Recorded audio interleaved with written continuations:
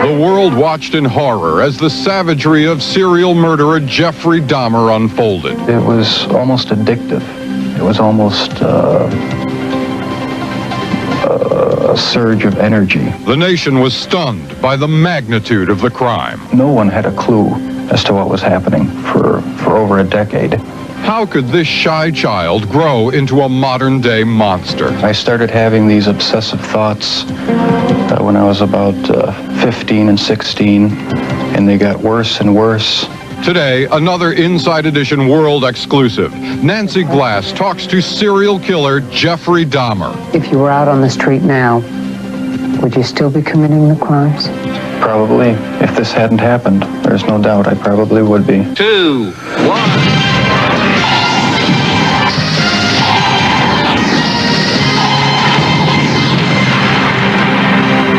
I'm Bill O'Reilly. Thanks for watching this very special Inside Edition. How could a normal-looking man with normal parents and a normal job commit some of the most brutal crimes the world has ever seen? Jeffrey Dahmer has never talked publicly about killing 17 people until now. Nancy Glass is here with a very chilling interview. And Nancy, first set the scene for us. What impression does Dahmer give when you first meet him? Well, Bill, surprisingly, he is very articulate, and when he is talking, you can see how he was able to manipulate his victims and how he was able to get away with it for so long. He also talks about his horrendous crimes in great detail, but in a very clinical manner, and you realize that none of it has touched him. Cold matter of fact. Yes. And Nancy will be back in just a few moments with the first part of her interview. It was almost addictive, a surge of energy. I wouldn't have to worry about any of their needs or anything. I just had complete control of the situation.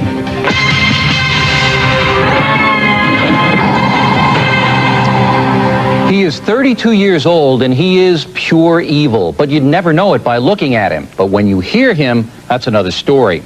His killing field was Milwaukee, and he got away with murder for more than a decade. But how could any of this happen? For the first time ever, Nancy Glass is here inside the world of Jeffrey Dahmer. Bill, when I sat down opposite Jeffrey Dahmer for this interview, I wondered what he would tell me, how hard it would be to get him to discuss his horrific crimes. What I found was that he was very forthcoming. He volunteered details that may be difficult to hear. I began by asking what he wanted from the men he picked up. I had these obsessive desires and thoughts wanting to control them, to I don't know how to put it, possess them permanently. And that's why you killed them? Right, right. Not because I was angry with them, not because I hated them, but because I wanted to keep them with me. And as my obsession grew, I was saving body parts such as skulls and skeletons. Jeffrey Dahmer is recalling his monstrous past. Almost 2 years ago in this little apartment in Milwaukee, police discovered the grisly remnants of one of the most horrible crime sprees in American history. Jeffrey Dahmer, an unassuming chocolate factory worker, would eventually confess that he had seduced, murdered, and dismembered 17 young men. He even ate some of his victims' body parts. He instantly became the center of worldwide media attention, a serial killer unmasked. There were protests and press conferences in Milwaukee as people tried to understand how this could have happened in their midst. How did Jeffrey Dahmer get away with murder after murder for 13 years? How did a boy born into a hard-working middle-class family turn into the worst kind of monster imaginable? In this exclusive interview, we put those questions to Jeffrey Dahmer himself. We met with him at the maximum security prison where he is serving his sentence of 999 years. For the first time, he talks about his crimes and gives us a chilling look inside the mind of a serial killer. It's a process. It doesn't happen overnight. When you depersonalize another person and view them as just an object for pleasure instead of a living, breathing human being, seems to make it easier to do things you shouldn't do. The reason why Jeffrey Dahmer was able to get away with his crimes was because of just what you are seeing here. Jeffrey Dahmer is intelligent and articulate. That is what makes him so frightening. But if you listen carefully to his words throughout this interview, you realize it is a thin disguise. You do sound, though, like the kind of person who could have said to himself, "This is wrong. I must stop." I always knew that it was wrong, but after the first killing was not planned. I was coming back from the shopping mall back in '78. I had fantasies about picking up a hitchhiker and taking him back to the house and having complete control and dominance over him. The hitchhiker's name was Stephen Hicks. He was just 18. Jeffrey Dahmer took him to his parents' house. There he strangled him with a barbell. He dismembered the body and hid it in a drain pipe. It was Jeffrey Dahmer who gave those details to the police in his confession. No one had a clue as to what was happening for over a decade. During that time, Jeffrey Dahmer joined the Army and was sent to Germany. He was eventually discharged for a drinking problem and returned to Ohio. 9 years after Stephen Hicks' murder, the killing began again. What happened to you in the 9 years in between that you were able to stop, that you were able to control yourself? There just wasn't an opportunity to fully express what I wanted to do. There was just not the physical opportunity to do it then. And I started, when I moved to Milwaukee in '81, I started reading pornography, going to the bookstores. Eventually that led to frequenting the gay bars. And then one time I brought this young man back to the hotel room, the Ambassador Hotel. Was just planning on drugging him and spending the night with him. I had no intention of hurting him. When I woke up in the morning, he had a broken rib here. I was heavily bruised. Apparently I had beaten him to death with my fists. And you have no memory of it? I have no memory of it. But that's what started the whole spree all over again. Dahmer says he snuck the corpse of his victim, Stephen Toomey, out of his hotel room in a suitcase. Then he took it to his grandmother's house, where he cut up the body and put it in plastic garbage bags. When you killed these men, afterwards, were you repulsed? Were you upset? No, at the time, it was almost addictive. It was almost a surge of energy. I wouldn't have to worry about any of their needs or anything. I just had complete control of the situation. But Jeffrey Dahmer was out of control. The urge to kill had overpowered him. As police later learned, he wasn't satisfied with his victim's death. He wanted more. Why did you photograph them? It was my way of remembering their appearance, their physical beauty. I also wanted to keep something. If I couldn't keep them there with me whole, at least I felt that I could keep their skeletons. And I even went so far as planning on setting up an altar with the 10 different skulls and skeletons. And what was the purpose of the altar going to be? As a sort of memorial.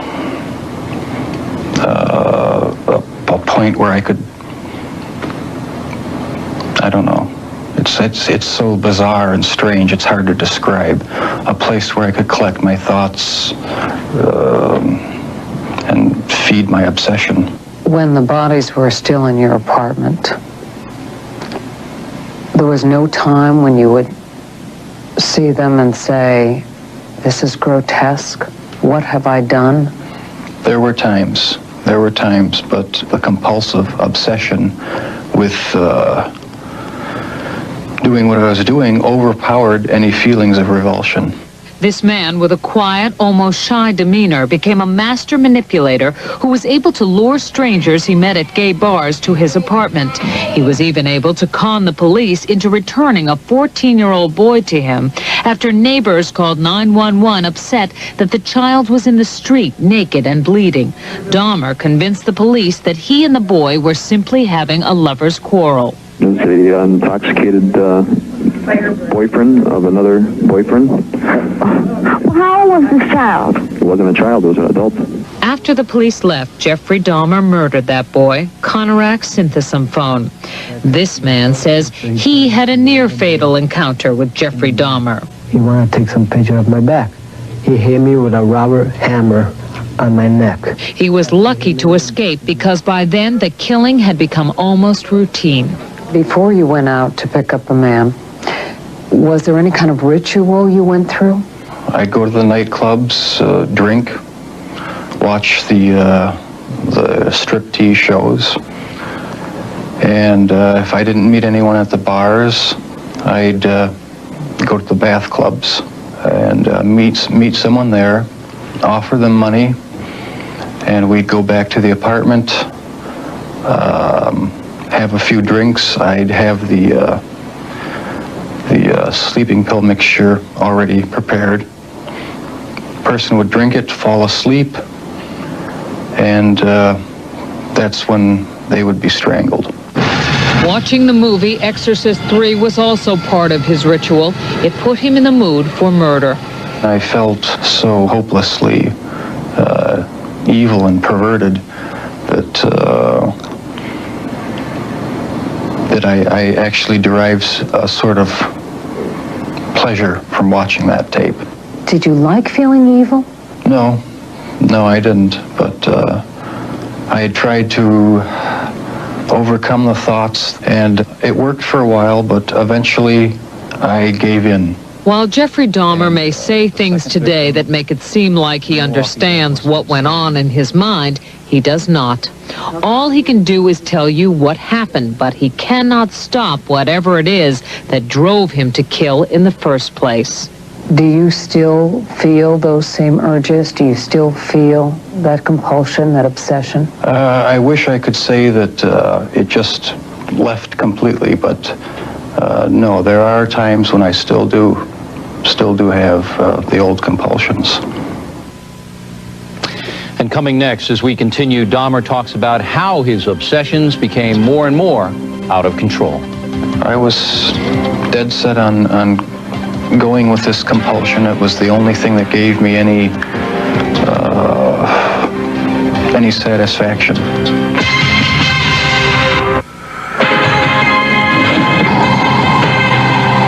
To protect ourselves against monsters like Jeffrey Dahmer, it is important to know how they think, how they operate. Dahmer is an intelligent man, someone who could live just about anywhere. Nancy now continues her interview. Bill, Jeffrey Dahmer says as time went on, his mind became more and more warped, and yet he was clever enough to continue to elude police and lure young men to his apartment. We should warn you, the details are very graphic. I started having these obsessive thoughts when I was about 15 and 16, and they got worse and worse. What were your fantasies about? They were sexual fantasies of control, power, complete dominance. They became reality. Was there pleasure in that fantasy? There was excitement, fear, pleasure, all mixed together. Jeffrey Dahmer fulfilled his fantasies by murdering and dismembering 17 young men. In time, his desires became more extreme, his deeds more grotesque. Listen to him talk about the most unnatural things in the most matter-of-fact of ways. That's when you realize that none of it has touched him. I was branching out. That's when the cannibalism started, eating of the heart and the arm muscle. It was a way of making me feel that they were a part of me. At first it was just curiosity, and then it became compulsive. Then I tried to keep the person alive by inducing a zombie-like state. By injecting first dilute acid solution into their brain or hot water. And it never did completely work. Could someone like you be stopped? Could you be helped? No, I was dead set on going with this compulsion. It was the only thing that gave me any satisfaction. He became so warped by his evil impulses that he even took a victim's head with him to work at the Ambrosia chocolate factory. I kept the mummified head and skull of one of the victims in a carrying case in my locker at work. Were you almost flaunting it? Yes, but that's how strong the compulsion was. That's how bizarre the desire was. I wanted to keep something of the person with me. Jeffrey Dahmer exhibited some disturbing behavior early on. He began drinking heavily as a teenager, dropped out of college, was arrested for indecent exposure, disorderly conduct, and fondling a 13-year-old boy. Tragically, one of his murder victims would be that boy's brother. Do you know what started it? Was there any kind of incident that you can remember? To this day, I don't know what started it. And the person to blame is sitting right across from you. That's the only person. Not parents, not society, not pornography. I mean, those are just excuses. His macabre 13-year crime spree finally ended when this man, Tracy Edwards, brought the police to the infamous apartment. Like the others, he had gone there with the promise of money. He was listening to my heart because at a point he told me he was going to eat my heart at that point. I hit him and I ran. What was the turning point for you that made you suddenly realize that you had done something terribly wrong, something you should be sorry for? It was the night of the arrest. I have no memory of what happened during the 6 hours before the last victim ran out of the apartment. I heard a knock on the door, and the police were there with the last victim. They asked me where the key was to the handcuffs. My mind was in a haze. I sort of pointed to the bedroom, and that's where they found the pictures. And they yelled, "Cuff him." And I was handcuffed, and it was just the realization that there was no point in trying to hide my actions anymore. The best route was to help the police identify all the victims and just make a complete confession. When it was revealed that most of the victims were black or homosexual, people in Milwaukee were incensed. Many felt that was why he went after them and why the police didn't seem to care when their families reported them missing. 10 of your 17 victims were black. Were they racially motivated? It was crimes? not racially motivated. It was not sexual preference. It was just to find an obsession with the best-looking young man I could find. While you just heard him say that his sexual preference had nothing to do with the killings, No. he has not come to terms with his homosexuality. Never understood it. There was no use trying to fight it because I couldn't rid myself of it. It was too powerful and persistent. Do you dislike it? Yes, it's caused a lot of problems for me. A lot of conflicts and unanswered questions. The conflicts remain with him, and so do his compulsions. But in prison, he finally cannot act on his savage desires. If you were out on the street now, would you still be committing the crimes? Probably. If this hadn't happened, there's no doubt I probably would be. I can't think of anything that would have stopped me. Boy, does he come across as cold-blooded. Did you see any remorse? Well, he says he's sorry, Bill, but I'm not sure he knows what that means. Tomorrow he talks about how he disassociated himself from his crimes and what lengths he went to hide them. We will see you tomorrow, Nancy. Thanks. Dahmer spoke for the first time about his passion for killing. Today, Inside Edition continues the exclusive interview with Dahmer, and what he says will shock you. Next place.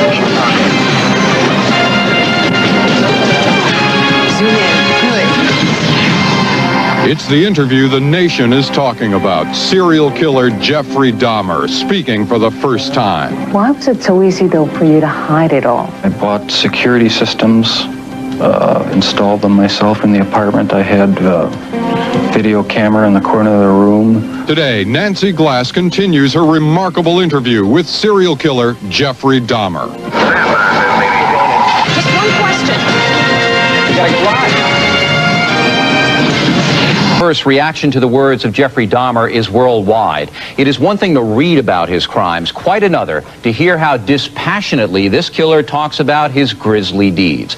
Nancy Glass joins us now to continue her exclusive interview with Dahmer. Nancy. Bill, Jeffrey Dahmer is now in jail serving 15 consecutive life terms for his terrible crimes. Wisconsin does not have the death penalty. In prison, he is getting therapy, but he says it hasn't helped him. He spends his time reading the Bible and volumes of mail. I asked him if he was afraid of what might happen in prison, and he said, no. What difference does it make if someone comes after him, because he doesn't care if he lives or dies. He prowled gay bars, picking up men to seduce and murder. Jeffrey Dahmer says his desire to control and possess his victims drove him to inhuman acts on the living and the dead. He was a killing machine out of control. How should you be punished? Well, there's no question that I deserve the death penalty. I've wondered myself why I don't have the death penalty. That's what I deserve. I deserve death. What do you think happens after you die? Right. That's the big unknown. I've had thoughts of suicide, but I just haven't been able to carry them through. So I don't know what the future will hold. In the past, Jeffrey Dahmer was very sure of what he wanted and how to get it. 17 young men would die at his hands. Later, when he made this confession to the police, he included crimes too grotesque to repeat on television, too gruesome to be believed. Dismemberment, cannibalism, and worse. And he was cunning enough to get away with it for 13 years. Why was it so easy, though, for you to hide it all? I desensitized myself to it. I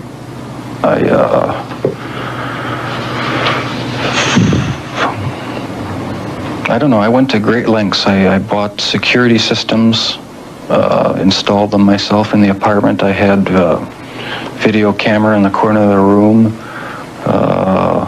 installed locks on the doors, sirens and stuff in case anyone broke into the apartment. And although his victims' body parts were in the apartment, when his father and stepmother came to visit, they detected nothing. They said it was absolutely clean, perfect. Right. How'd you hide from them? Everything was locked up, either in the freezer or in the file chest. And so there was no evidence laying in the open. There was nothing abnormal about the look of the apartment. And he almost got caught after a 14-year-old victim escaped into the street, naked and bleeding. When neighbors called 911, Dahmer managed to talk his way out of trouble. During the incident where the police were called, and the young boy was returned to you, that didn't wake you up at all? The police on your doorstep? They were in the apartment.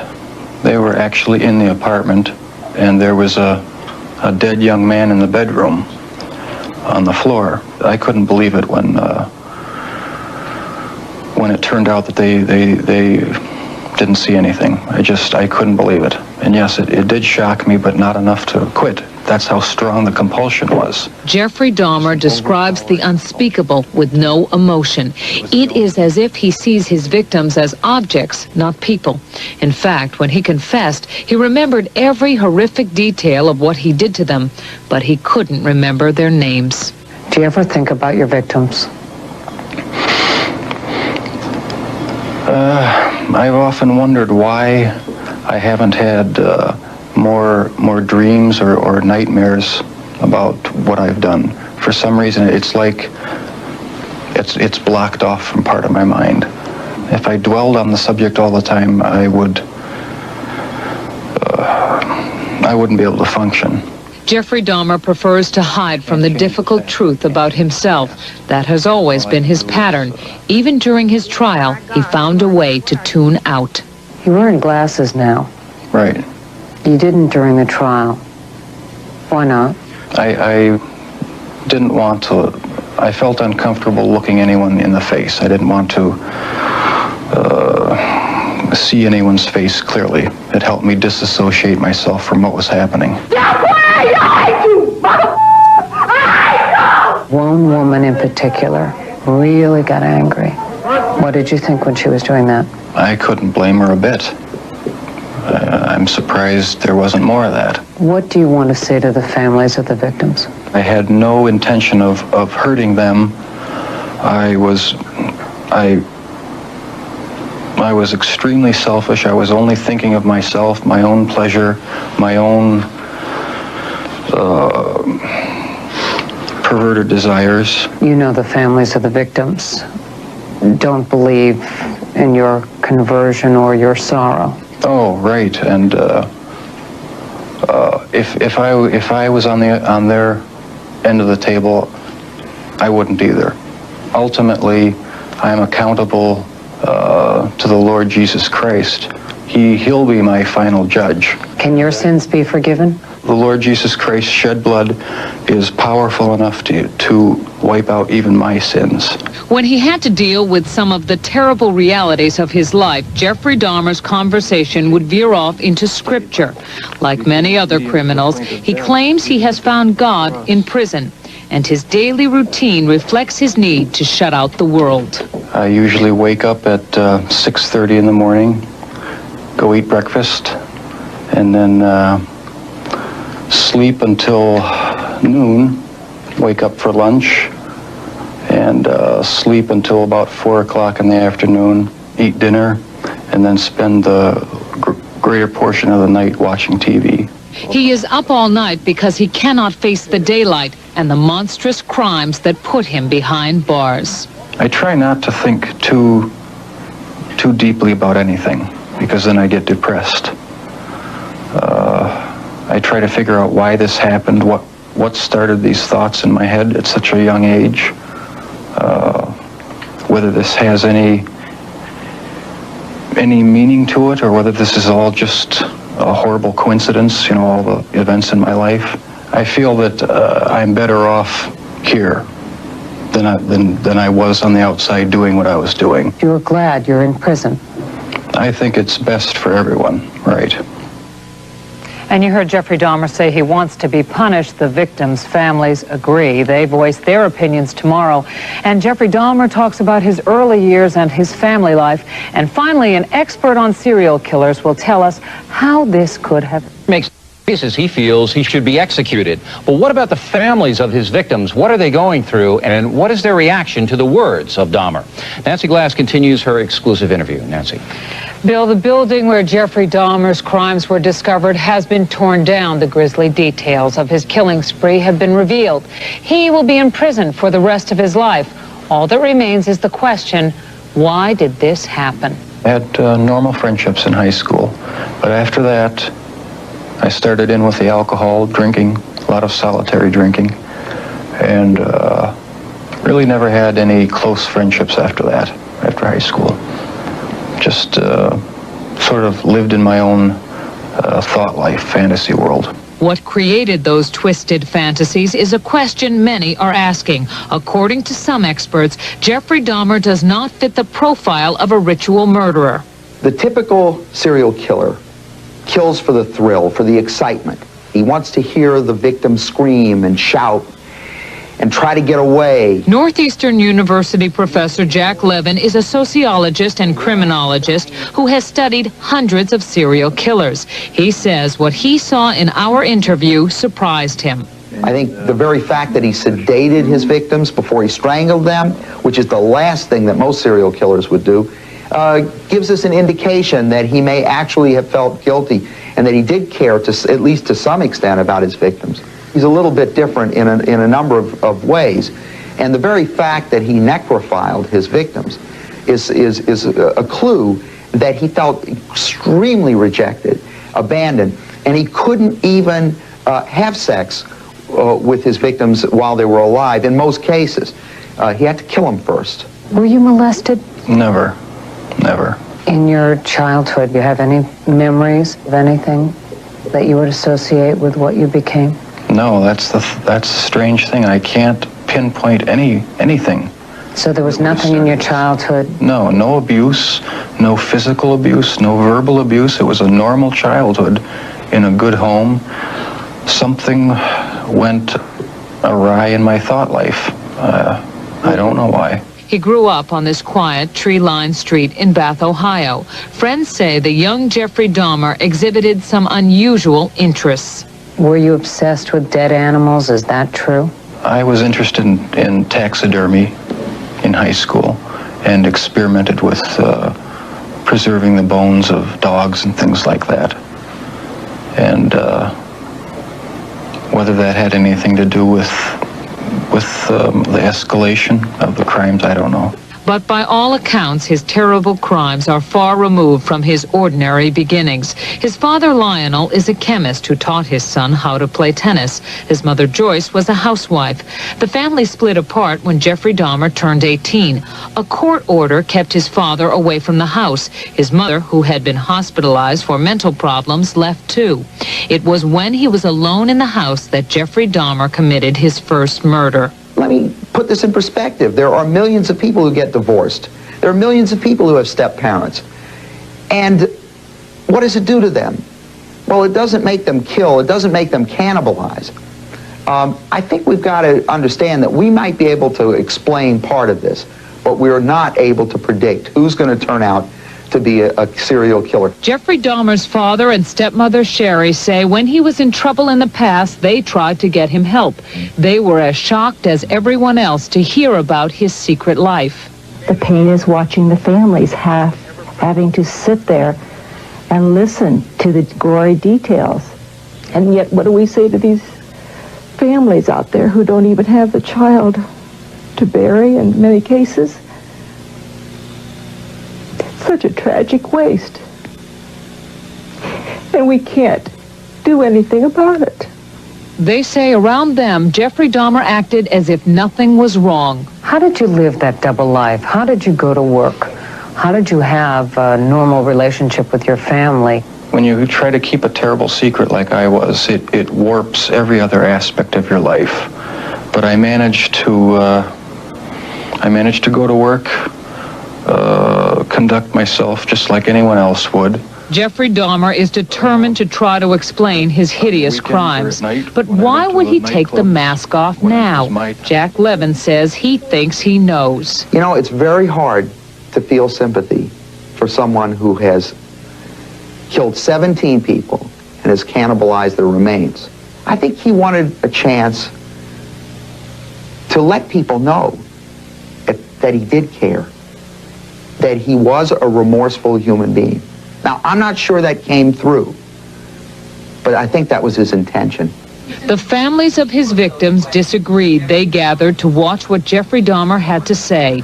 They sat in stunned silence as they heard him describe the terrible end to the lives of their sons and brothers. He says he's a reserve guy. He's on a suicide watch, and from day one, he's never tried to commit suicide. So, get a clue.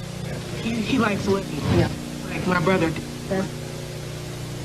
He does not bring back my brother. It's not 17 capital punishment. Think that he's not suffering enough. Now, we may never know what demons drove this maniacal killer. Jeffrey Dahmer himself talks about the need to overpower and possess his victims. But Jack Levin says the serial murderer cannot face his own rage. There was this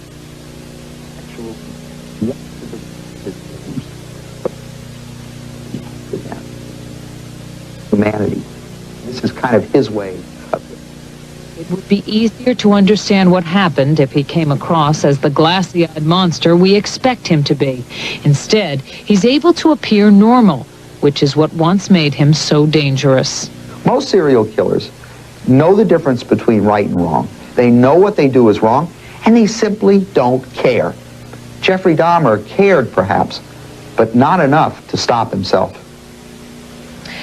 And finally, I've been covering this story since it first broke. It has been very difficult at times to deal with the gruesome details, a lot of which we chose not to put on television.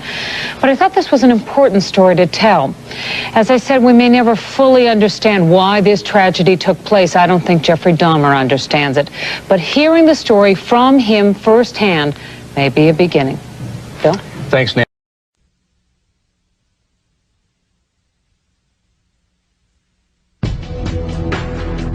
Jeffrey Dahmer brutally murdered 17 young men and boys. Once it happened the first time, it just seemed like it had control of my life from there on in. His killing spree lasted more than a decade, and the horror didn't stop at murder. Was there something sexual in the dismemberment of the bodies for you? Yes, there was a sexual part to that. Why the cannibalism? How could a seemingly normal Midwestern boy grow up to commit such terrible crimes? Dahmer's parents struggled to find the answers. It's been eternal torment. Do you feel that you're being blamed? Yes, I do. Dahmer agreed to speak with us at the behest of his father, who had just written a revealing book. Is there anything in this book that you strongly disagree with? Yes. On the surface, the interview with Lionel Dahmer was matter of fact. Well, you were holding back your emotions. Yeah. But beneath his composure, unbearable pain. But they don't realize that I have very deep feelings inside. The interview with Jeffrey Dahmer's mother, Joyce, was often contentious. I don't mean to argue with you. I have no business doing that. I'm really scared. I interviewed Jeffrey Dahmer and his parents at length in 1994. Much of what they shared has never been heard until now. MSNBC brings you the never-before-seen confessions of a serial killer.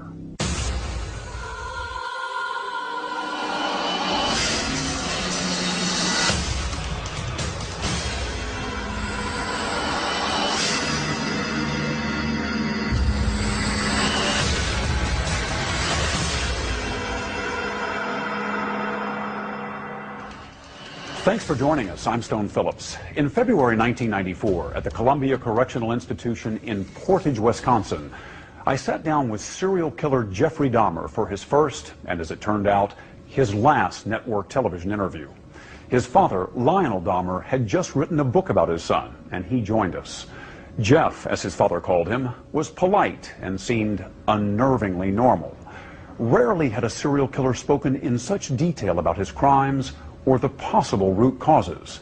But this father and son spoke about both, as did Dahmer's mother in a rare interview.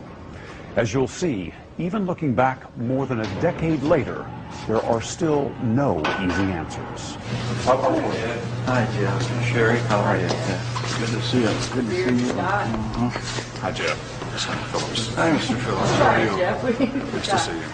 You've been spending the last few days with your folks. Great. Talking about a lot of different things. Hey, you're lucky you came up on a day when there's no snow. It was snowing like crazy all weekend. Is that right? Yeah. How are things going here for you? Slow and steady. Nothing out of the ordinary, really. You've read the book? Yes. Yes, I read the book. My dad sent it to me about last week, and spent all night reading it. I was up all night reading it. It was quite a surprise to me, some parts of it. Very interesting. In what sense? Just some of the things that were revealed caught me off guard, and just some very big surprises in it for me. What was it that caught you off guard? Some of his insights into what he thought of me as I was growing up. All set? Everybody ready? Okay, let's all take a deep breath. Your dad comes here to visit about once a month, but I get the impression that the two of you don't talk a lot about everything that happened, about the crimes in particular. No, we don't discuss that because it's been gone over so thoroughly in the papers and the media that there's just really no point in going in depth into any in-depth talks about it. We talk about our family, home, how things used to be, what prison life is like here now, and try to keep things as light and upbeat as possible. Is it hard for you to go back and talk about those things? No, not the good things. In fact, it gives me a sense of comfort to talk about the few good times there were in the past. You say the few good times. Do you think of your childhood as having been profoundly unhappy? No, not profoundly. My childhood wasn't filled with any great tragedies or anything. There were good times and there were bad times. I think it was fairly normal. Jeff, do you remember your earliest experience and earliest interest, fascination with the inside of animals? Where that came from? In 9th grade, in biology class, we had the usual dissection of fetal pigs. I took the remains of that home and kept the skeleton of it. And I just started branching out, dogs, cats. I suppose it could have turned into a normal hobby like taxidermy, but it didn't. It veered off into this. Why, I don't know. All I know is that I wanted to see what the insides of these animals looked like. Was there some pleasure in the cutting open of the animal? Yes, there was. No sexual pleasure, but just it's hard to describe. Sense of power, sense of control? I suppose that's a good way of putting it, yeah. I can sort of see a fascination for, wanting to see or for looking at the insides of animals, say for the first time. After you did it one time, what more is to be gained by looking at another dog's inside, the second or the third? I don't know. It became a compulsion, and it switched from animals to humans. I still don't understand it. I don't know why. What would you do with the dead animals, Jeff? You would pick the carcasses up from the road and take them back into the woods. Take them back in the woods, skin them sometimes, slit them all the way open, look at the organs, feel them. There was a sort of general excitement for me. I don't know why. It was exciting to see. One of your dad's biggest questions is when you began to slip away, when you crossed over into this world of obsession or dark fantasy from which you just couldn't return. Can you pinpoint that? Is there a sense for when that really began to happen with you, Jeff?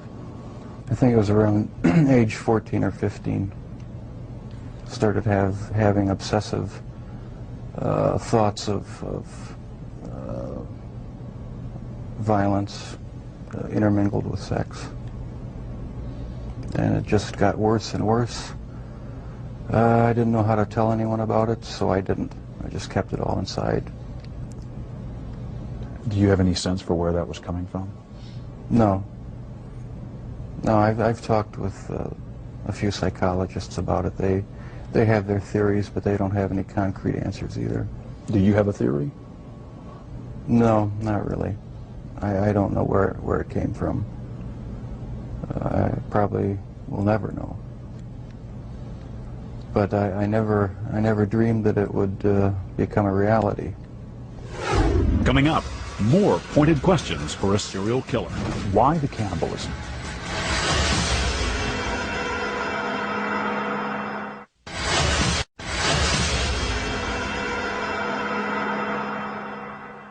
Jeffrey Dahmer was finally caught in 1991 after one of his would-be victims escaped and alerted police.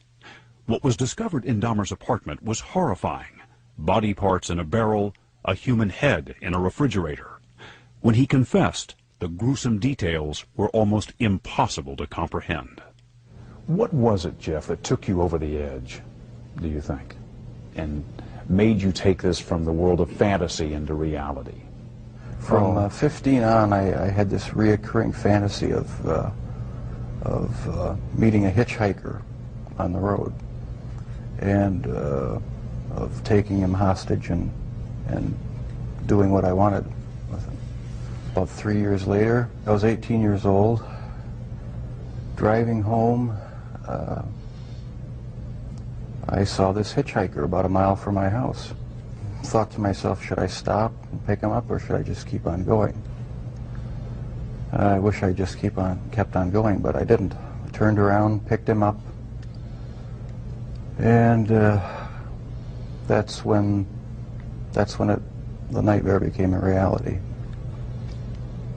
It just seemed so bizarre to me that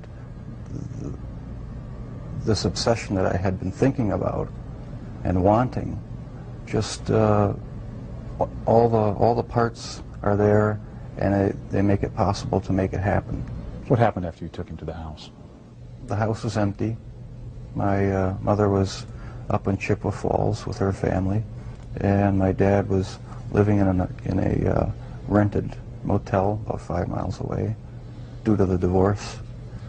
And I pretty much had the place to myself. I was drinking a lot during that time, and just, I don't know, looking for something to, some way to find some fulfillment, some pleasure. And I acted on my fantasies, and that's where everything went wrong. This was the summer of 1978 when you took your first victim. Right. Once it happened the first time, it just seemed like it had control of my life from there on in. The second occurrence was 1984, roughly. And I met this guy at one of the bars, downtown Milwaukee bars. We went back to the hotel, just planning on getting drunk. I had put some sleeping pills in his drink to render him unconscious. And was just going to spend the night with him. When I woke up in the morning, my forearms were bruised, and his chest was bruised, and blood was coming out of his mouth. He was hanging over the side of the bed, and I have no memory of beating him to death, but I must have. And that's when it all started again. And once it started again, you found it impossible to stop. Right, that's when the obsession went into full swing. Did you ever tell yourself, I have to stop this? I must stop doing this? Yes. When it was going on? After the second time, it seemed like the compulsion to do it was too strong, and I didn't even try to stop it after that. But before the second time, things had been building up gradually, going to bookstores, going to the bars, the gay bars, bath clubs. When that wasn't enough, buying sleeping pills and using it on various guys in the bath clubs. It just escalated slowly but surely. And after the second time, which was not planned, it was out of control. It felt like it was out of control. Where did sex enter in to the killings, Jeff? It was a big part of it. My only objective was to find the best-looking guy that I could. Their sexual preference didn't matter to me. Did their race matter to you? No, their race didn't matter to me. The first two young men were white. The third young man was American Indian. The fourth and fifth were Hispanic. So no, race had nothing to do with it. It was just their looks. Was there something sexual in the dismemberment of the bodies for you? As time went on, yes, I did get there was a sexual part to that. I started saving the skeletons and preserving other parts, and one thing led to another. It took more and more deviant type behaviors to satisfy my urges, and so it just spiraled out of control. Why the cannibalism? It made me feel like they were a permanent part of me.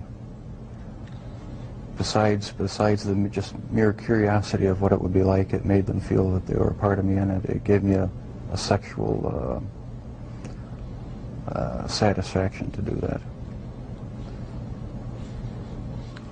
Was it the killing that excited you, or is it what happened after the killing? No, the killing was just a means to an end.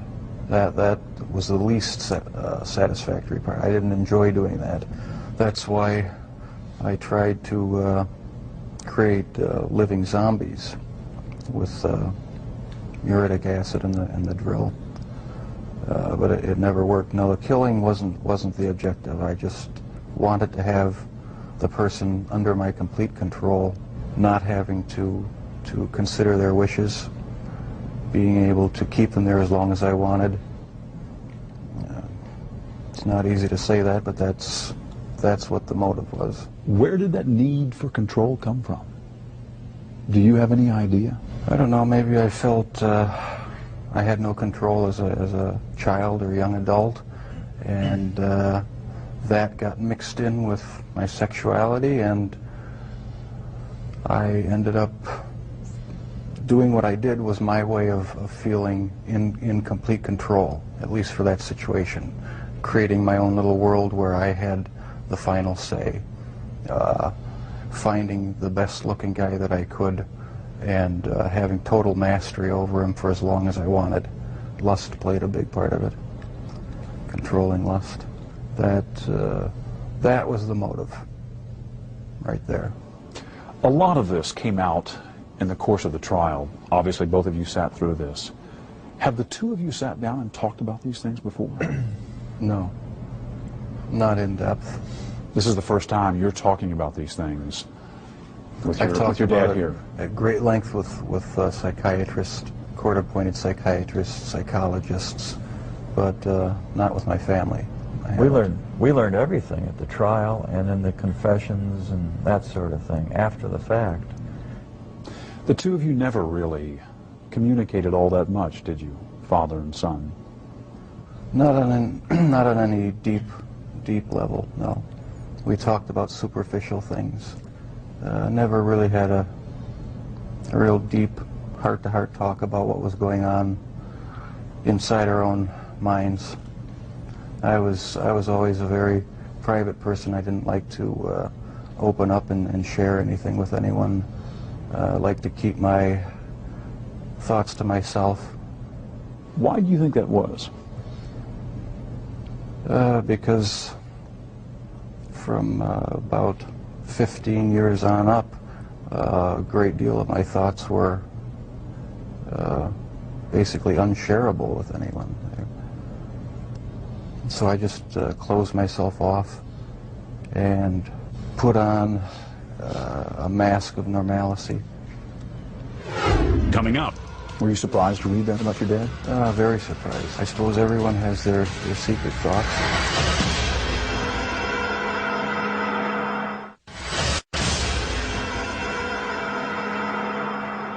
When I interviewed Jeffrey Dahmer in 1994, his father Lionel had just written a book as part of his own painful journey to try and understand how his son became a serial killer.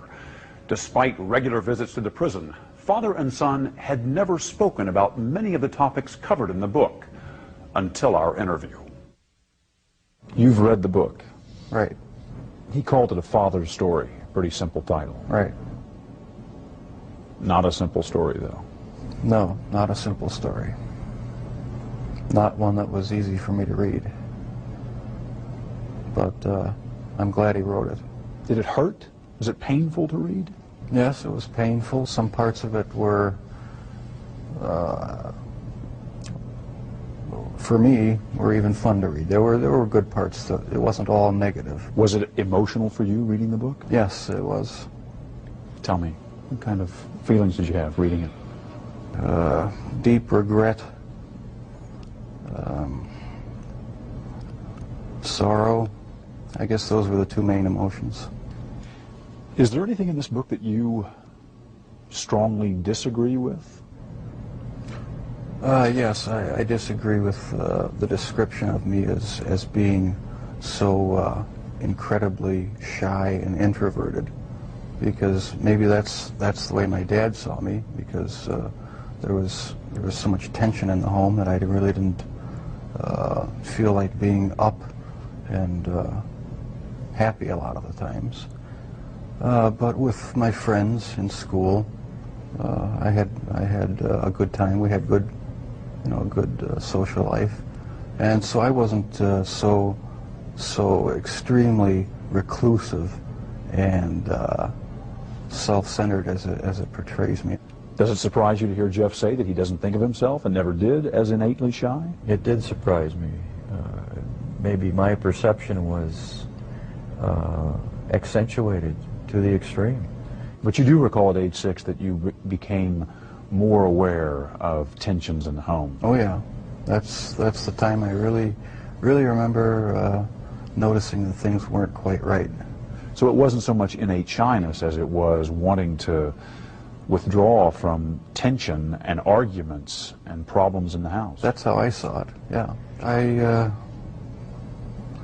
sort of lived in my own little fantasy world when things got too heated in the household. And I carried that over for years, I guess. And was there violence in that fantasy world? No, not early on. Not that, not the type that showed itself later. No, it was just my own little world where I had control. Was anger a part of it for you, Jeff? I had some anger. Probably every kid has some anger, about their childhood. It really wasn't a terrible childhood, though. There were a lot of good times. It wasn't a really terrible time. So pat theories about you as a serial killer striking out to get back at your dad, for instance, don't ring baloney. for you. No, that has no truth in it. The only motive that there ever was to completely control a person that I found physically attractive, and keep them with me as long as possible, even if it meant just keeping a part of them. Did you know before you read this book that your dad had his own obsessions and fantasies, that he had thought about, that he had dreamed of committing murder, that he had had an obsession with fire and with explosives? No, I don't think that's the type of thing one asks one's dad. Were you surprised to read that about your dad? Very surprised. Yeah. I didn't know what to think about it. I suppose everyone has their secret thoughts, and so it was somewhat of a shock. You feel grateful that your father wrote this book? Or do you feel put off by it? I mean, I'm just curious about your overall reaction to it. Do you feel is the book an invasion, do you think? Or is it... No, I feel nothing but pride for him for writing the book, and having the courage to bare his soul when he didn't have to. He didn't have to get involved with trying to, help me out and support me and be an emotional support for me, and I'll be grateful to him forever for it. Coming up, a serial killer's take on the meaning of life. I always believe the lie that evolution is truth. The whole theory cheapens life.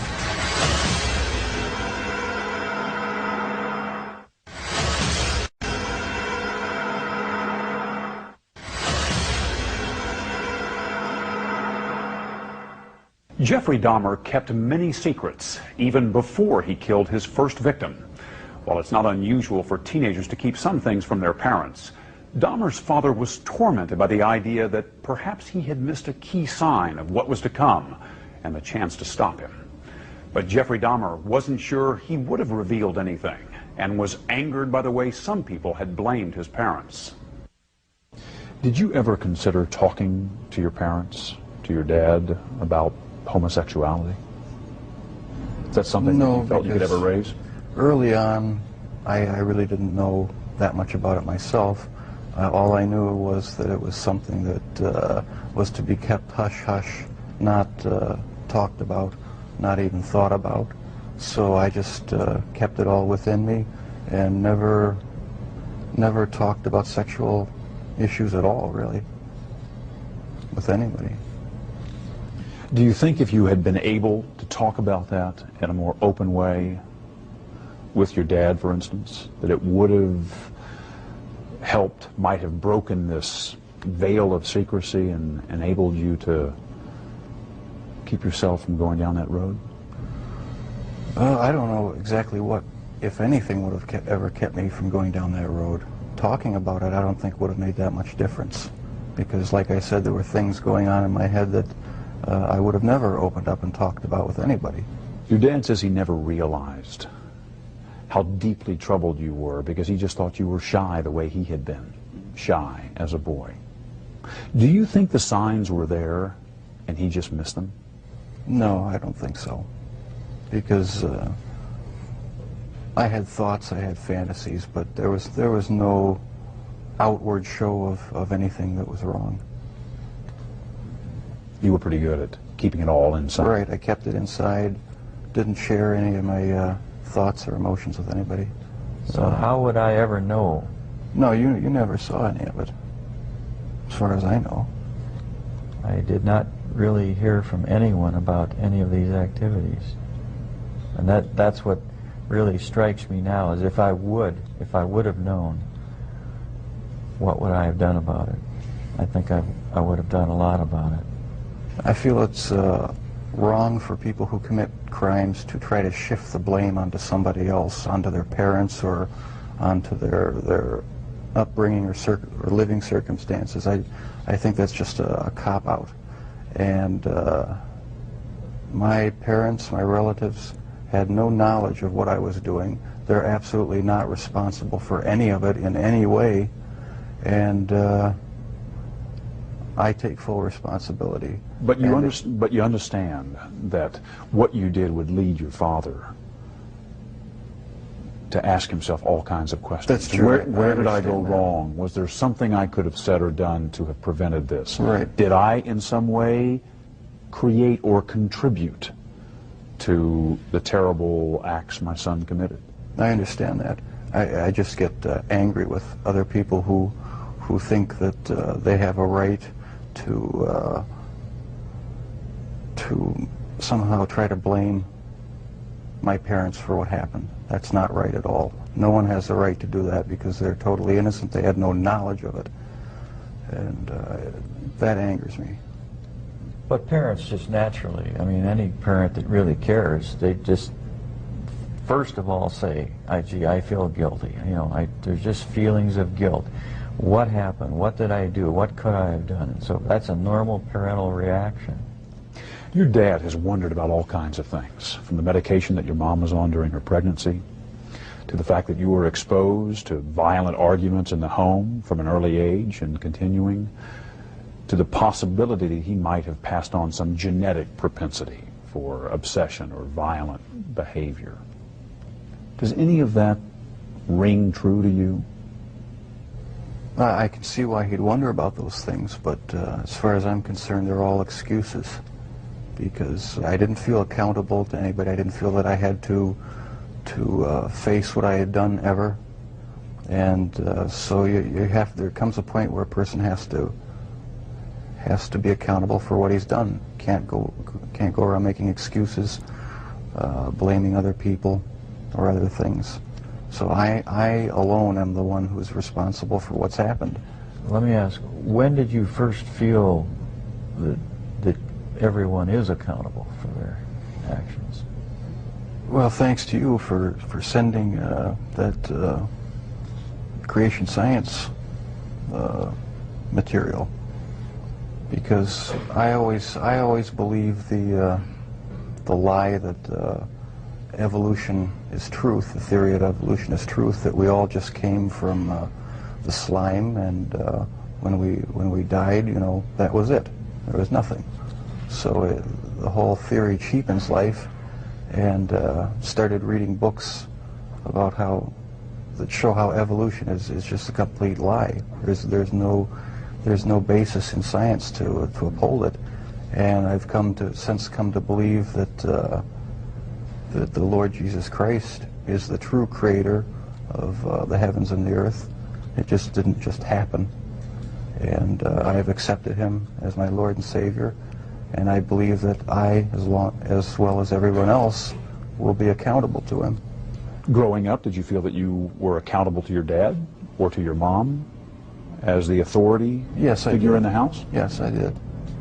I mean, they didn't let me run wild. They disciplined me, and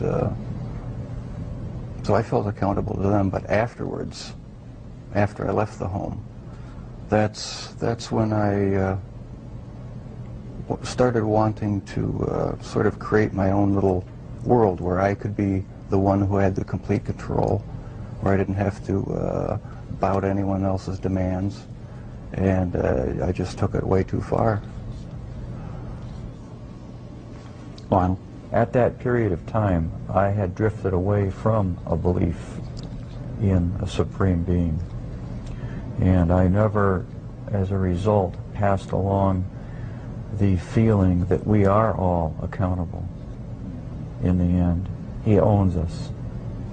And that basic concept is very fundamental to all of us. You feel that the absence, at least for a while, of a strong religious faith and belief for some years may have prevented you from instilling some of that in Jeff. That's right. Is that how you feel? Yes, I think I had a big part to do with it.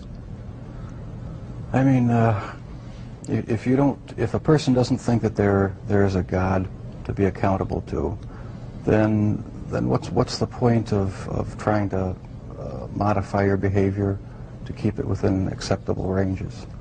That's how I thought anyway. And I've since come to believe that the Lord Jesus Christ is truly God, the Father, the Son, and the Holy Spirit. They're the only true God. Coming up, a mother's pain. It's almost like I don't have a right to mourn or grieve because there are all these families who will never speak to their children again.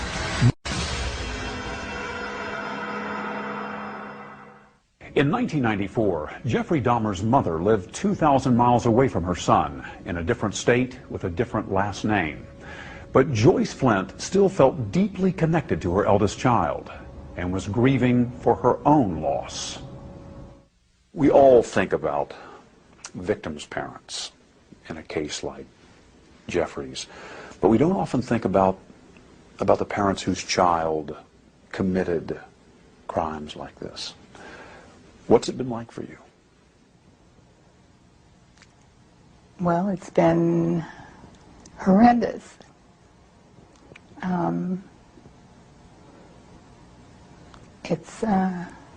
I don't know if I have words to explain something that was never seen or forecast or expected. I learned about Jeff in the same way everyone else did. A friend called me and told me it had been on television in another state. And so half an hour later I turned the television on and saw his picture. And at that point, what do? You can't believe what's happening. And you cry and you grab a friend, and that's what I did. What was most unusual about it was that I didn't know, I hadn't been in contact with Jeff, although I tried, and yet no one had ever let me know that Jeff had been in any kind of trouble at all during the years. When did the full impact of all of this hit you? I don't know if it has yet. I don't know if it ever will. I mean, I don't know if I'll ever be able to. How does anyone, the full impact, it's the rest of our lives. I I have another son, a younger son, for the rest of his life. He will have to find a way to be strong and deal with this. Has this followed him? Yes, it has. But he's doing very well. He's finished an graduate degree and is working and very successful and visits his brother. It's a very difficult thing to say. Stone, one of the hardest things for me to say is how much I can't believe this happened and how much I love Jeff, when I'm very much aware that it's almost like I don't have a right to mourn or grieve, because there are all these families who will never, ever speak to their children again. It's a very strange set of circumstances. I still have my son Jeff now to talk to, and we've established a wonderful relationship, and I hope I don't hurt all of the people who've lost their children by saying that. What was he like as a young boy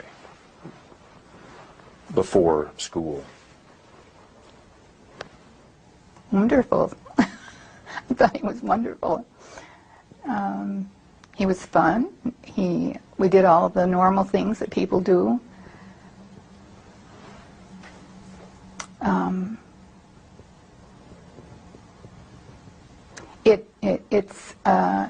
It's hard to be asked questions that go back 30-some years when you never expected that anything but good would happen in your family.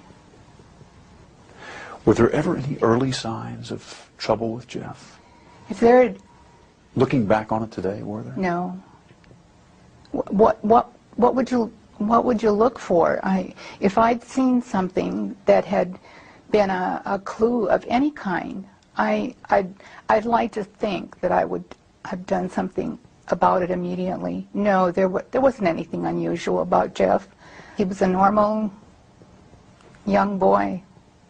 Jeff's first grade teacher referred to him as inordinately shy and profoundly unhappy. He didn't seem inordinately shy to me. He seemed, he didn't like school. He had a very difficult year that year, first grade, moving from where he'd lived. I was pregnant with his baby brother, so... Did he seem profoundly unhappy? No. Well, no. When you say profoundly unhappy, there wasn't any clue that there was anything other than this was a little, rather shy child who had to go to school and mingle and be sociable, and that wasn't his thing. Coming up, more with Jeffrey Dahmer's mother. Telling you the truth the very best I can, there wasn't anything unusual. But first, his father looks deep within to see if he is somehow responsible for his son's crimes. The question is, why does a father murder in his dreams and a son murder in real life? Real life.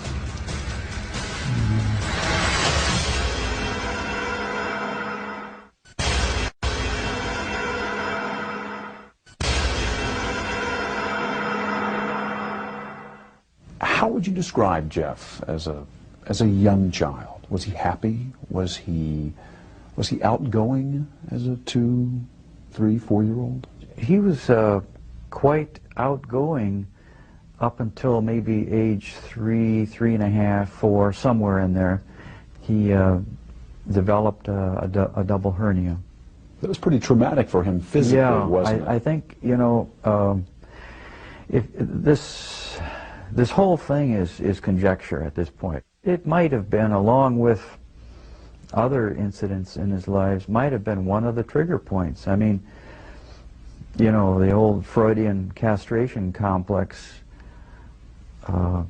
might come to bear here, and I guess psychoanalysts would really have a heyday with this, because, you know, he was concerned about losing his penis. He asked his mother if he had lost it, if it had been cut off. Now, which is something he later did to his, or at least some of his victims. That's true, yes.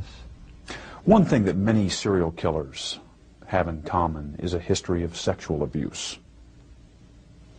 Was Jeff sexually abused at any time? No, never.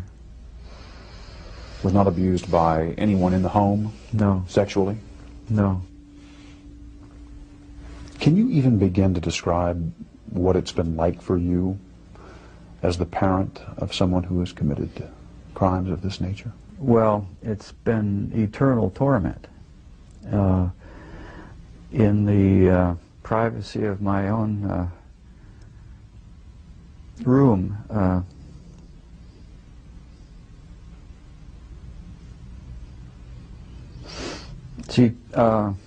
people generally look at me as sort of not emotional, and I come off as maybe a little bit remote because of that. Well, you were holding back your emotions just now.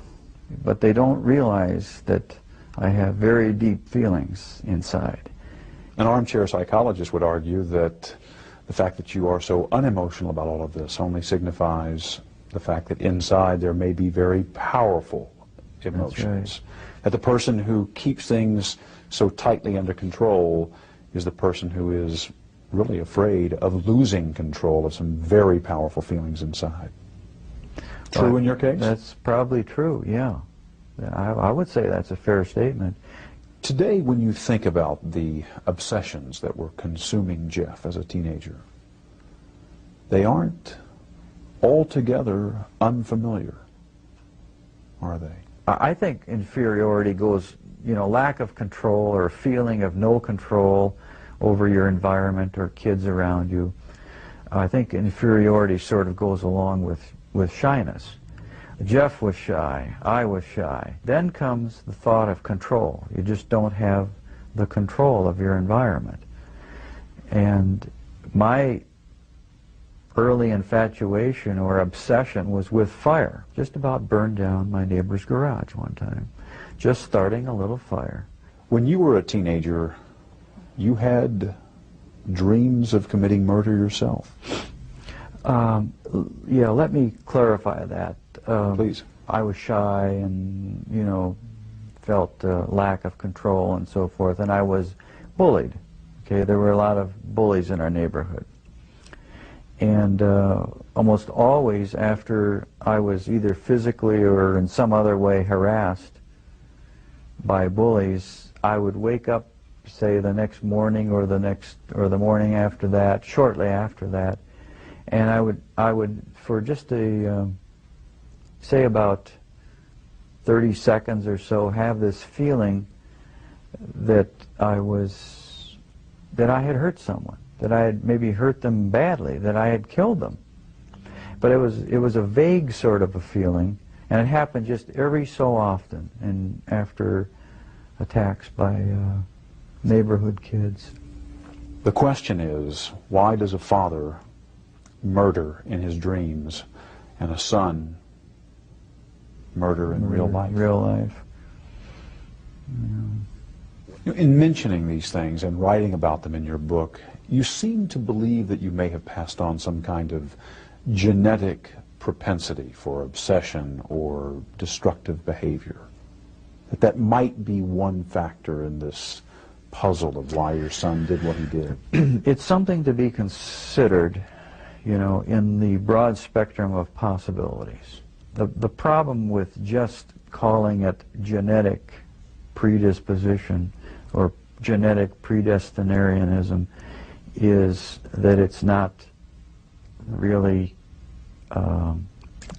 scientific. It's not true with respect to personality. But it's being investigated. What led him to cross the line, to go over the edge? I don't know, but I guess I would just conjecture that those, whatever it was, it probably goes back further to whatever got hooked into his sexuality. I do believe strongly that was, I mean, those hormones are the most powerful thing on earth almost. And I do believe that theory. A sexual drive. It was the sexual drive that led him to murder and dismember. That's my personal belief. And however it got bizarrely hooked into entrails is beyond me, but I believe that if it could be unearthed as to how that happened or what that derivation was, then we'd have the answer. Coming up, the Dahmer's volatile marriage and its effects examined. It was unnerving, depressing, made me angry sometimes.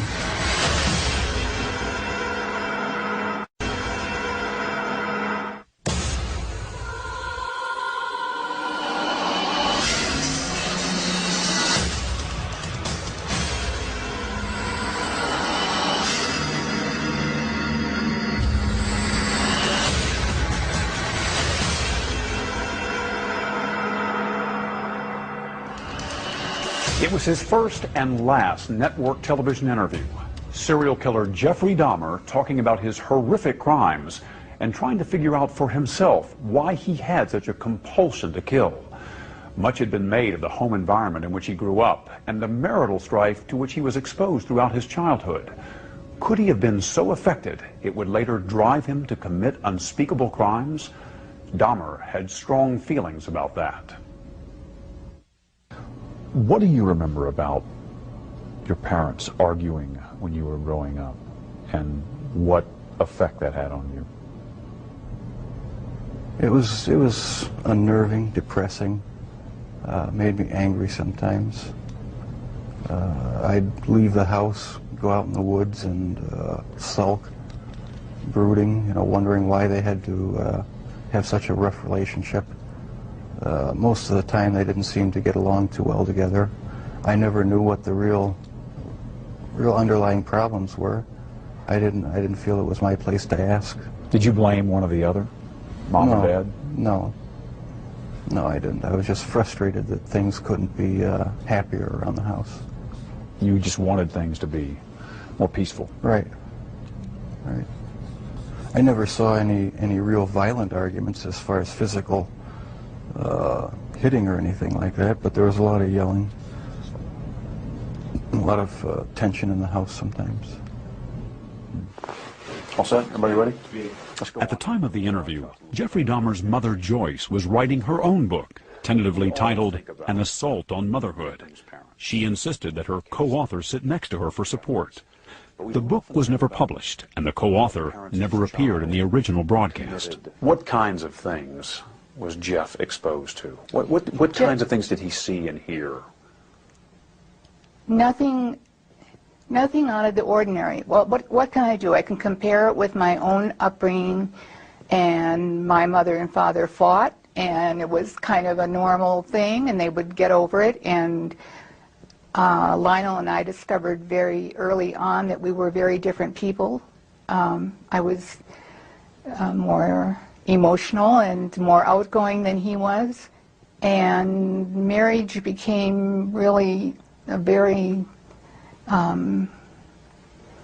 unhappy place.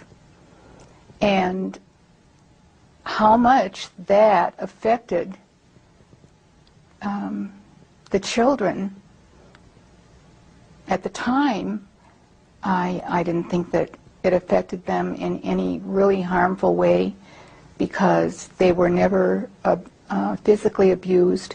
There were very heated arguments. And on occasion that would lead to some physical... Excuse me, Stone.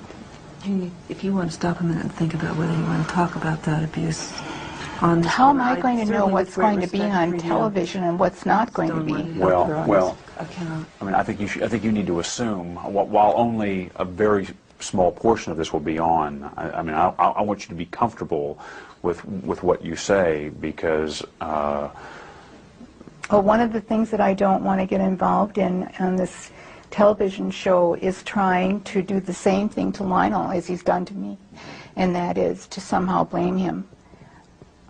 So I'm not asking. I really don't want to get to Is this whose called fault. off No, the we're table? rolling. But I'm just saying I don't want to get. I am really not concerned with fault and whether it was you or whether it was Lionel. What I'm trying to understand is what was going on between you for whatever reason.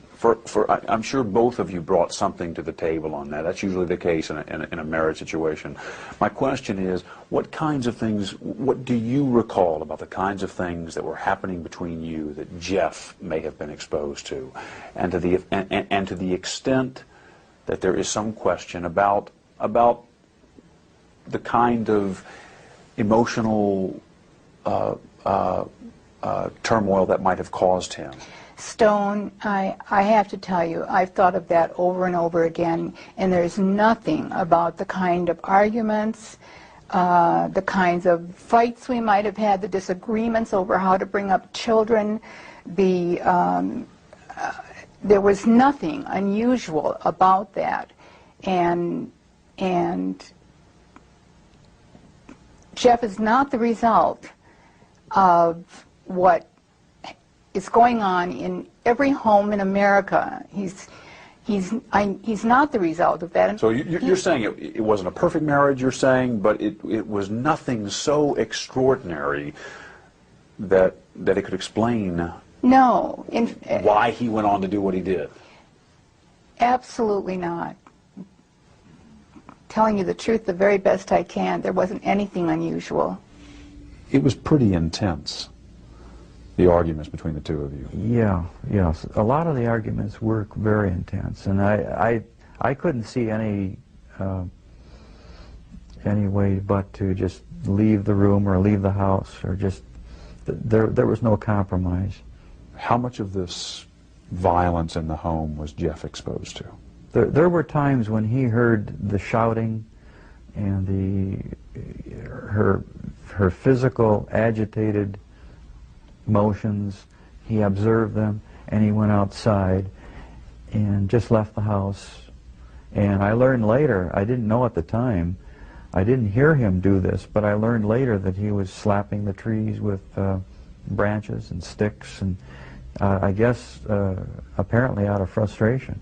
So apparently Jeff was very disturbed over the arguments. I have no doubt that he was very disturbed. There are thousands, literally thousands of children who grow up exposed to these kinds of problems. And worse. And worse.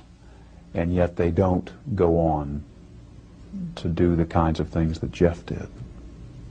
In and of themselves, they're not I guess we would say, not the only factors. But, you know, everyone's an individual, I guess, aren't they? But there may have been more important, unknown to us yet, trigger points that make Jeff more unique than the usual case.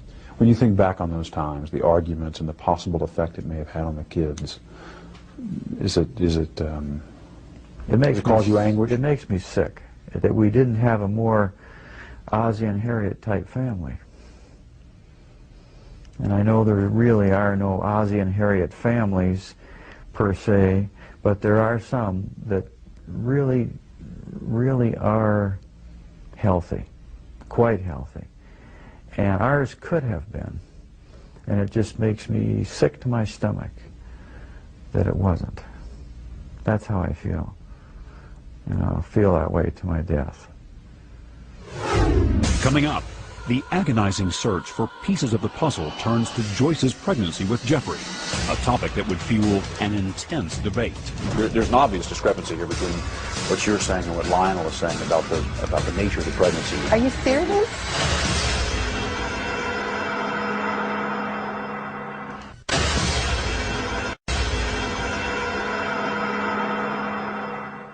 By all outward appearances, Jeffrey Dahmer seemed like a normal boy growing up. So how did he become a serial killer? The search for the root causes went all the way back to his mother's pregnancy. Both of Dahmer's parents said it had not been an easy time, but during separate interviews with each of them, that was about all they agreed on. At times, her legs would lock tightly, in place, and her whole body would grow rigid and begin to tremble. During these strange seizures, her eyes would bulge like a frightened animal, and she would begin to salivate, literally frothing at the mouth. We'd have to call the doctor, who, in those days, they still made house calls, and he came immediately, and it always ended up that he gave her a shot of some type of relaxant. What kind of drugs was she on? There were a mixture of things. He would have to come and inject Seconal or morphine if, in some instances, when her body would not relax. The doctor? Yeah, the doctor. Morphine, barbiturates? Yeah, relaxants. Phenobarbital? Yes, She was on a pretty heavy drug regimen. Yeah, she was on quite a heavy diet of prescription drugs, right. What do you remember about the pregnancy? I had what I thought were probably the ordinary kinds of things that happen when you're pregnant, and Morning sickness. morning sickness, A lot of nausea. yes. Lionel describes a strange, undiagnosed problem. He describes it as some kind of a seizure that you developed, a proneness to seizures late in the pregnancy, where he describes it as a kind of rigidness for which you were prescribed medications. Do you remember that, and can you describe I it? don't remember that at all. I can't imagine where that comes from. It isn't true. I don't. You don't recall anything like that? No. Seizures or No. seizure-like episodes? Absolutely not. Were you prescribed medications, including morphine, barbiturates? I don't know what medications were prescribed, and I'm surprised that anyone says that there is something that lists every single medication I took 33 years ago. I had a doctor, a physician. I took the medicine that was prescribed for me, and for the most part, I was healthy. You weren't on morphine? I don't think you give pregnant women morphine. I'd have to ask my doctor, but they don't give pregnant women morphine. Barbiturates of any kind in order to calm you down in these seizure states, as Lionel describes them? There were no seizure states. Where's I it don't know coming where that's from? coming from. Well, Stone, I don't know. And it's one of the reasons why I'm finally speaking out, because there were no seizures. There was nothing that was out of the ordinary as far as my pregnancy was concerned, except that I needed to be in bed. There's an obvious discrepancy here between what you're saying and what Lionel is saying about the nature of the pregnancy. It was difficult, you both agree, but he describes you in these states where you were, as he says, literally frothing at the mouth. Are you serious? In these rigid states, yeah, for which you were given medication to settle or calm you down. Well, I don't know what his purpose is in doing that. I do know that when this first happened, the very first thing that the husband that I divorced did was come out with these accusations against me. They're not true. Well, I don't know how I can prove it to you that they're not true. Is it possible you just don't remember them? No, it's not possible. I don't remember them. It was my first pregnancy. I remember everything about my first pregnancy. There's an important point you want to talk about that you really want to make, and is the reason why you've come on. So let's talk about that. Thank you. I appreciate that very much, Stone, because I'm really feeling like the questions that I've been asked so far are exactly the reason why I wanted to come on, exactly the reason why I want to write a book tentatively titled An Assault on Motherhood, and that's exactly how I feel, like I'm being assaulted by statements that can't be substantiated, that people have said are not so, but here I am one more time having to defend myself. I want to get across that we as women just can't take this kind of thing anymore. If something bad happens to our son or our child, there has to be a place for us to go. I want a place for all the victims to have a place where there's some compassion and understanding instead of a blaming. Coming up, Joyce talks about the pain of feeling blamed for her son's crimes and disputes more of her ex-husband's recollections. Excuse me for interrupting you, but I never heard anything like that ever happened.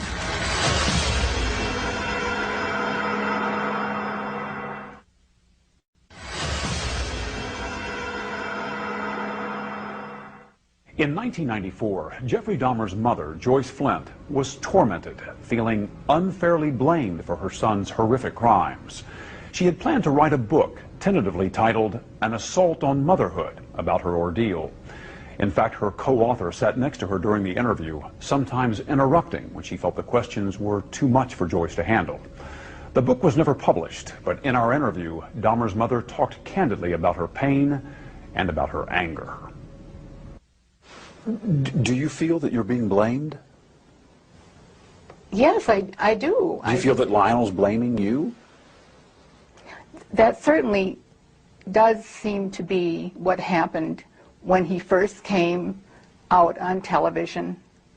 And there are elements of Lionel's new book which do seem to say things about the pregnancy, about reluctance to breastfeed after the pregnancy, about Joyce's state during early motherhood, which seem to indicate something was wrong with the mothering. Now, this isn't the theme of the book, but it corresponds to the theme of so many questions from the media that have come along all along the way. And I'm not saying you're asking these now. But at the same time, Lionel asks a lot of questions about himself, about what kind of father he was, about his own thoughts and maybe his own mistakes. I mean, one of the first places he looks is right in the mirror. But if he wants to speak about himself, it's fine if he wants to make false or accurate accusations about his own behavior. But to state things about Joyce, which may or may not be true, and in some cases apparently are not true, in his book, is a certain type of blaming somebody who has not yet had the opportunity to speak up. You've read his book? Yes. Joyce, you have not read it? No, I haven't. Joyce has not read it yet. Joyce has been not well, and reading that book, which just came out, hasn't been something she was ready for. The excerpts that I have seen in the newspaper are so astounding to me. He told everyone that I was crazy, that I had abused my body with medicines, that I somehow was to blame. There's no doubt about that. Now he turns around and, for whatever his reasons are, I don't know what he's trying to accomplish with talking about something he should have shared with me before he ever married me. If he's got some thought that had anything to do with Jeff. You mean his mental state, that you weren't informed? Dreaming of murder, yes, exactly. obsession with explosives. He never talked to you about any of that? None of that. I think one of the points is it's all clear in retrospect. I mean, for instance, one of the anecdotes that he tells in the book, Joyce, is when Jeff was 4 years old and Lionel had crawled underneath the house to remove some dead animals, and he put some of the bones from the dead animals into a bucket. And Jeff, at age 4, probably innocently, went over and was playing with the bones and seemed fascinated with these bones. That absolutely astounds me. Excuse me for interrupting you, but I never heard anything like that ever happened. You see, you're doing a television show prompted by a book which was written, which apparently is one parent's story which doesn't jive with the other parent's story at all. Which is why we're here. Right. Which is exactly why we're here. That kind of an anecdote. Now, as far as I know, that never happened. That sounds like the shows that that people go on and talk about children mistreating animals, and can you predict who's going to do something terrible somewhere down the line in his life. Jeff's condition was proven to not have anything to do with his upbringing. I don't want parents frightened to death thinking that the little things they do or the little things they miss are going to result in them having a child that is going to cause all of this pain and anguish. That isn't the way it happened. In my mind, you cannot tell how certain actions or reactions are going to be computed in a child's mind. So the first thing I thought about was he emotionally, did he come out of this life with us emotionally disturbed in some way? He didn't. I've asked him. Some people would say that someone who had committed such horrible crimes must have had something horrible happen to them. You're saying just didn't happen. You know, I wish I had an answer. It's a terrible feeling to have this unending, unknown, why did this happen? What's the purpose of this happening? The horribleness that so many people have had to go through. I wish I could come up with an answer. That would be useful. It isn't useful to speculate on what small, tiny little things did we spank our child, and that turned him into a, as they called me, a monster maker. Jeff was raised with all the love and care and concern that any child could be raised with, and what happened to him, I don't know. I wish I knew. I'd give anything to know. When you ask yourself that question, Joyce, I mean, you know, when you're alone with yourself and you wonder why it happened, what answers do you come up with? What questions do you have about the origins of his madness, if you will?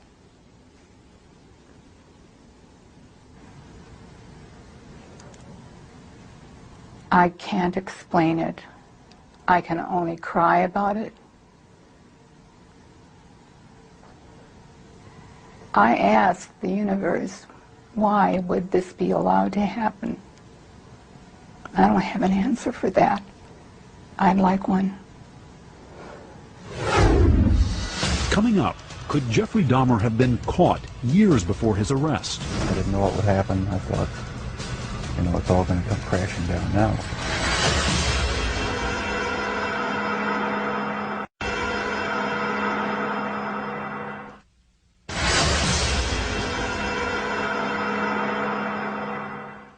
There were times during the years Jeffrey Dahmer was killing young men and boys when he came close to being caught, stopped from taking more lives. One of those crucial moments still haunted Dahmer's father, Lionel, during my 1994 interview with him. In March of 1989, you were helping him gather up his belongings, going through his room, and you came across a box. Tell me about that incident. It was about a 1-foot square box, metal and wood box, that I thought contained pornographic material. And you asked Jeff to open it? Yeah, because my mother, you know, I didn't want her to come into contact with any of that stuff. And asked him to open it up, and he refused. He said, "I'd rather not." And I said, "Jeff, open it up. I just want to see what's in there." And he said, "Can't I have any privacy in the house at all? Just this 1 square foot of privacy." And I said, "Jeff, open it up, or I'm going to just take it down into the basement and get a screwdriver or something and open it up. I'll just open it up."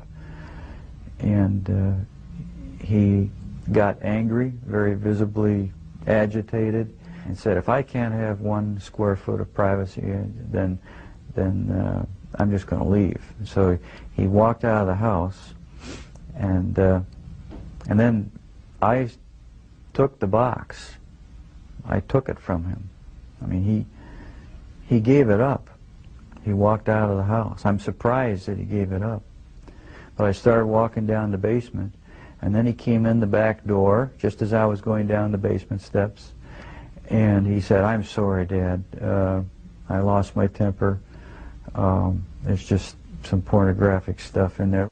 He said, "Just wait. I'll open it up tomorrow morning and show you what it is. Just let me put it away now and forget about it. Let's not cause an uproar anymore today or tonight, and because of Grandma." And so, my not fathoming what could be in that box, I said, "Okay, we'll just open it up tomorrow then, and then let's get rid of it, whatever it is." And the next morning he came down from upstairs and showed me, and there was pornographic literature in there. And I said, "Okay, get rid of it now, and I don't want to, see any more of it around here." He said, "Okay, Dad." And that was the end of that incident, and I didn't realize what was in that box. What was in the box? Well, as I learned later, after the trial, it was one of the human heads, one of the victims, which he then took to his work and put in the locker. I told Jeff I can't imagine what I would do if I would have opened that box and found that, because I probably would have reacted in my typical fashion of just shock and numbness. I probably would have thought that, maybe it's an artificial, some type of, I don't know, an occult thing, or just some decorative thing, that something, but not human.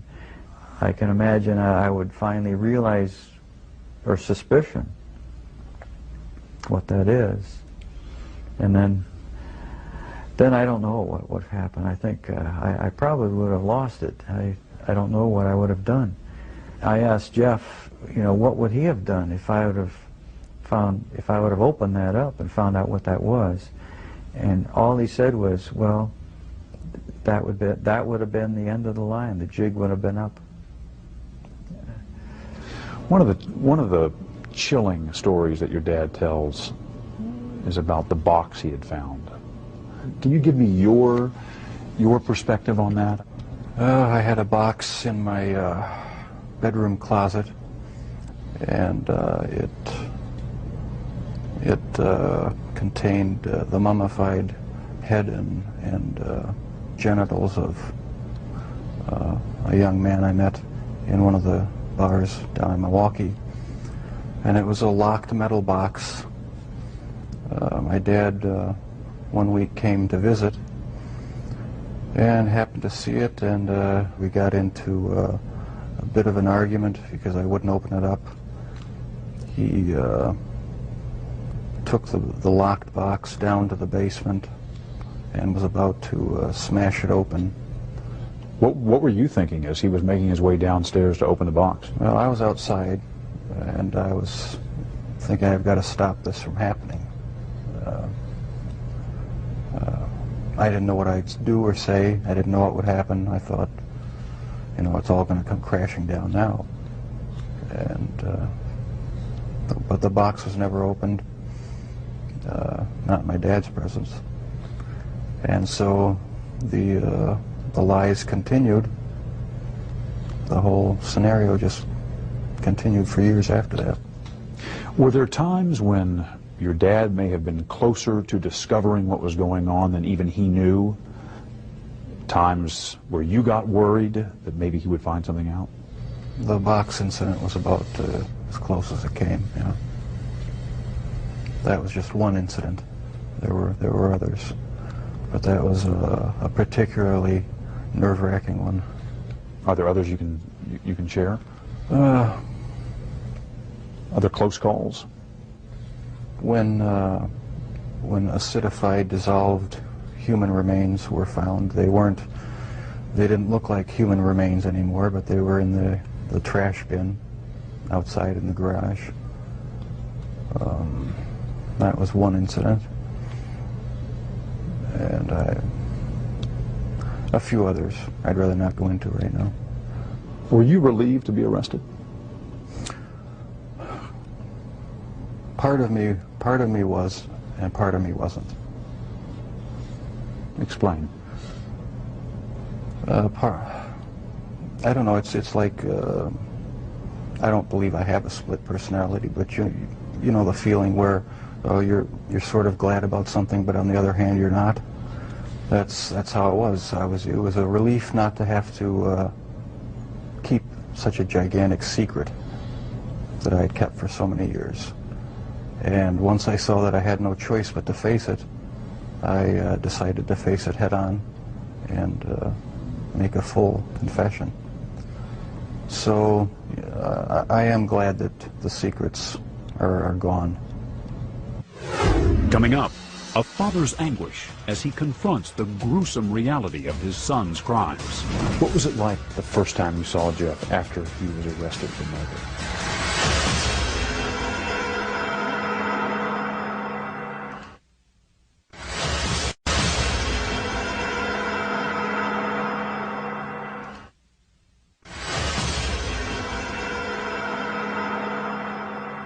How good was Jeff at manipulating you?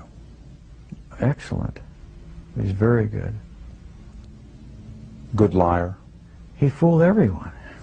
He fooled me. Yeah, very good. He fooled his probation officer, his attorney, the police, you know, who came. I mean, he had bodies in his next room when the police were standing in his outer room. There were so many people that he fooled. And he could lie and be just cool as a cucumber. Yeah, he just looked very innocuous. He just looked like an average person who couldn't possibly do the things that he did. What was it like the first time you saw Jeff after he was arrested for murder? Oh, that was really tough. He was disheveled, you know, beard, and he hadn't slept. There were people screaming in the cells, and he just stood there like a limp rag. What did you say to each other? I went up to him and I said, "Jeff, I love you." I hugged him. I cried. He didn't seem to be emotionally moved. He just seemed like he was just wrung out. Did he hug you back? Yeah, as well as he could. He was shackled in front of him, so he really couldn't hug. But he pressed, you know, forward. But it just seemed like he was just his soul had dropped out of him. What were his first words to you when he saw you? I'm just so sorry. I really screwed up.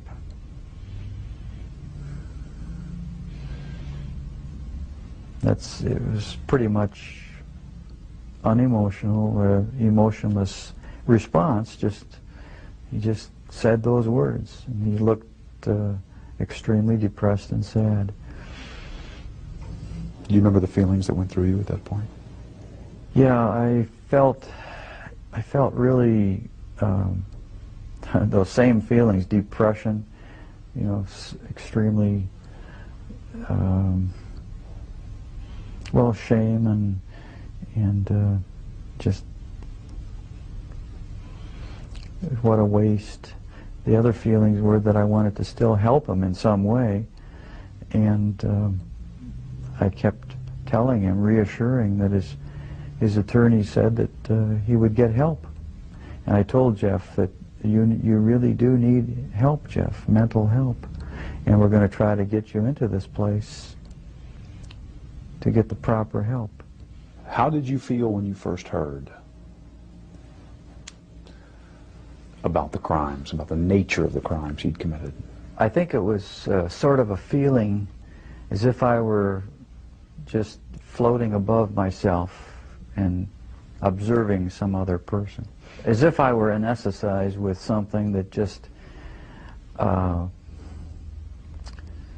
prevented me from feeling anything deeply. It was just a total stun, a total shock. You went numb. Complete numbness. And in the moment when the pain has come through, what is it that you felt? I felt all these different emotions come over me. How am I going to face victims, families, if I go to the trial? How can I arrange something? My feelings were for Jeff too. I sort of put myself in his place. He's totally lost. I could almost feel the total disorientation and loss, feeling like maybe he would want to commit suicide. I felt very depressed and shamed. Just very, very depressed, just to the bottom of the pit. Have you ever stopped loving your son? No. No. I think that part of my continuing to want to love and support him is because I can remember him as a youth when he was innocent. What do you see when you look at Jeff's face? I guess the parent, naive parent in me still says I see an innocent, shy child, a defenseless, vulnerable child who I wish I could help now. I know there are some people who say he shouldn't have any peace. The victims' families don't have any peace. But I want to see what I can do to help Jeff have some peace in his mind, because there's still things there. Does he deserve that? And well, yeah, I think he does. Was there a time when you hated Jeff for what he did? Yeah, I think probably there was a mixture of feelings of anger and hate and disappointment and also feeling extremely sorry for what he did. Felt very sorry for victims and their families and also for Jeff. The terrible waste. Have you had a chance to sit down with Jeff and ask him why? Why did you do this? What was it? I asked him once, and he doesn't know. I asked him, he does not know. And it seems like a stunted, short answer. That, it seems like there should be more of an answer than that, but he says he really doesn't know. Coming up.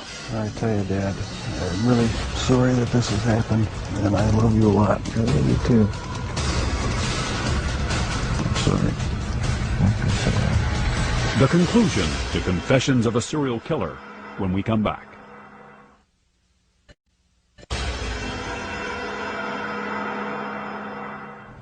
Your father told me that one of the reasons he wrote this book was in order to put down on paper what he has been unable to say to you in words, kind of reaching out to you. What do you want to say to him, having read this? I tell you, Dad, I'm really sorry that this has happened, and I love you a lot. I love you too. I'm sorry. Don't be sorry. We haven't always shown it a lot, but I do love him a great deal. I love you. And without the support of my folks, I don't think I would have come through this. We've opened up with each other a lot more now since the trial and everything. There's no secrets to be hidden away. I don't feel that I have to keep any secrets from him. We've come to face what's real now, instead of just glossing things over and talking about superficial things. So there's a lot more communication between us. This book may serve as a further bridge between Jeff and myself. And just for that purpose, I regard it as valuable for me. Do you feel closer to your dad having read this? I feel closer in that I understand more how he was thinking, what his thoughts were, what some of his motivations were. I'm glad he wrote it. Anything not in the book you want to say to him?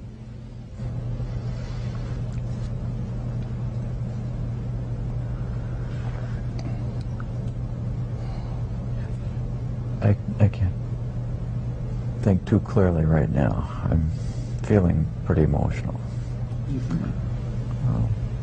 I think that a lot of things have been brought out in this interview that has brought us to a little bit deeper, just a little bit closer understanding as to how this all originated. And, well, whenever I get emotional, my analytical side gets clouded, and I can't express myself quite as well as I would like. Can you talk about the feelings you have? You feeling close to Jeff? I feel very close to Jeff, and it's going to continue until our death. And I feel good about it. Do you think you'll ever have the answers you've been looking for about why, what happened, and what role, if any, you played? Maybe not. My primary question is the origins of it. And if something can be learned about that, it may help other people avert problems. Is it still there, Jeff? Does it ever go away? In part, no, it never completely goes away. I'll probably have to live with it for the rest of my life. I wish it would go away. I wish there was some way to completely get rid of the compulsive thoughts, the feelings. It's not nearly so bad now that there's no avenues to actually act on it. But no, it never seems to go completely away. So the thoughts still come to you? Sometimes, yeah. Are you different, Jeff, in terms of how you think back on all of this? I would hope I'm different. I'm glad that I'm in a position now where I don't feel the compulsion to do these things. I'm glad that it's over. Any words I say to the victims' families are just going to seem trite and empty. I don't know how to express the regret, the sorrow,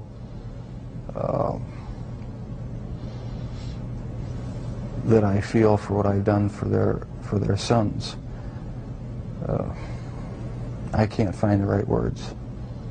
All right, see you later, Dale. After the interview at the prison, Dahmer casually showed us something a little unsettling. Just a point of interest, that's the type of box.